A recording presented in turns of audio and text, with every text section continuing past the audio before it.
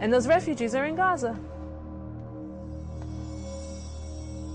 غزة والله يا عمي غزة الثانية شافت الويل ويل عاد نكذب والله غزة احنا معانينا بس مش قد غزة مش صحيح أكثر غزة أكثر.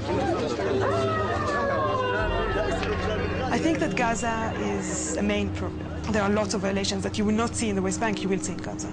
We find it hard to monitor the human rights situation in Gaza because the Israeli army do not let us in.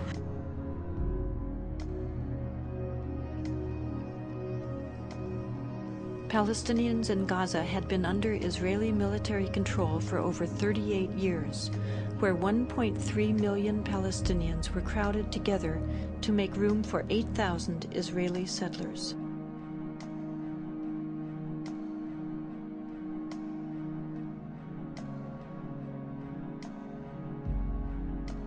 In August of 2005, Israel dismantled its settlements and military posts inside Gaza and relocated its settlers. The media, along with Israeli politicians, portrayed this as an unprecedented sacrifice. In reality, it was simply a matter of Israel finally complying with international law.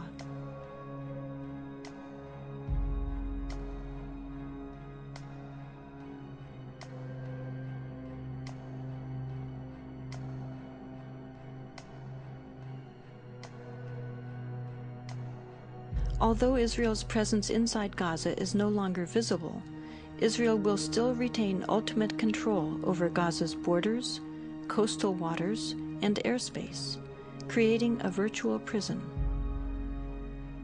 Refugee camps, even if there was no conflict with Israel, are just humanly horrible. They're so overcrowded.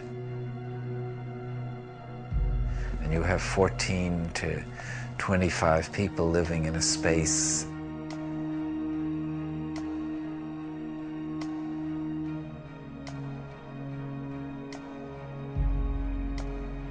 There's no place for children to be there. No streets, there are little alleys, no trees, nothing.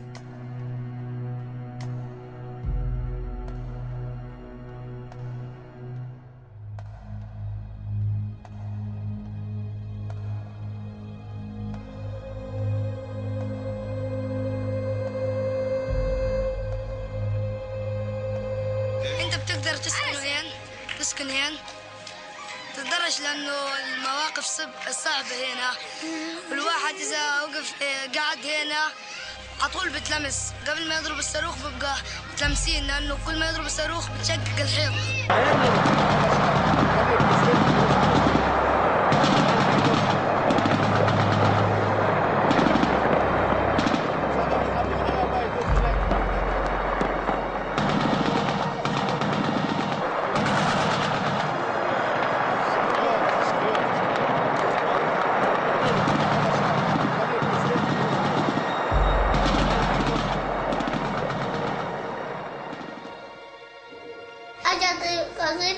من فوق دخلت على الشباك بعدين كسرت كل الشبابيك والدار انحرقت.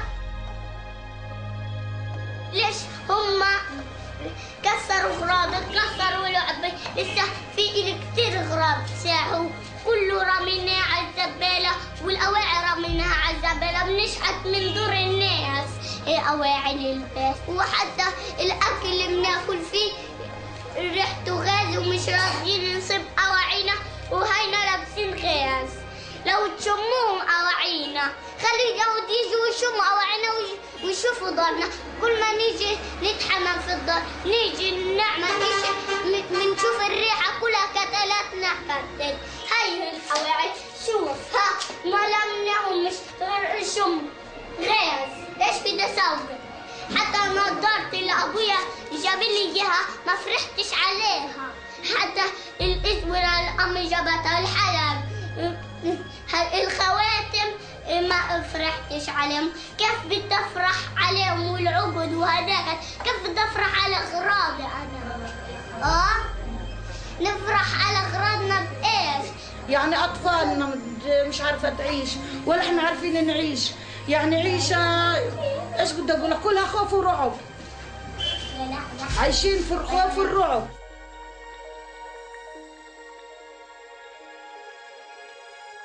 أنا بروح المدرسة كل يوم بسمع الطخ، أنا بخاف من الطخ حتى، بصير راجف لما أشوفه. This is what has been fired on this neighborhood. This is a civilian neighborhood. There are no soldiers here.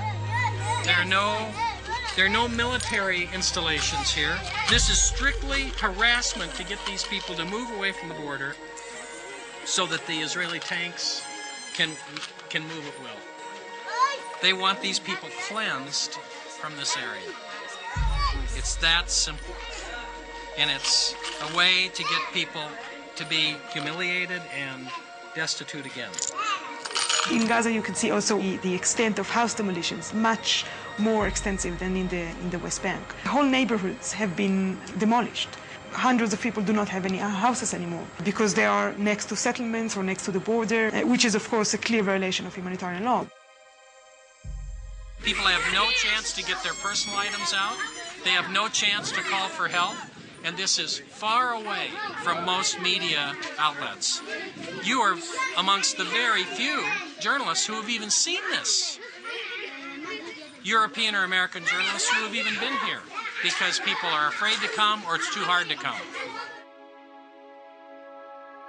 And one of the things we were told in Gaza by very respected Palestinian psychologist who had just completed a study of 1,000 Palestinian children was that they had discovered that many of these Palestinian children no longer had a will to live, that they were so dehumanized and so affected by seeing their fathers particularly beaten by Israeli defense forces, that the psychological condition is one of the dimensions of the conflict that is not widely understood. Palestinians called for an international observer force that would stop the violence, but this action was blocked by Israel. Finally, a group of Palestinian and Israeli human rights activists together created the International Solidarity Movement, which has brought people from around the world of all ages and backgrounds to provide a nonviolent international presence to try to fill this need. Rachel Corey, a 23-year-old American student, went to Gaza to join in these efforts, sending back emails to her parents. I have been in Palestine for 2 weeks and 1 hour now, and I still have very few words to describe what I see.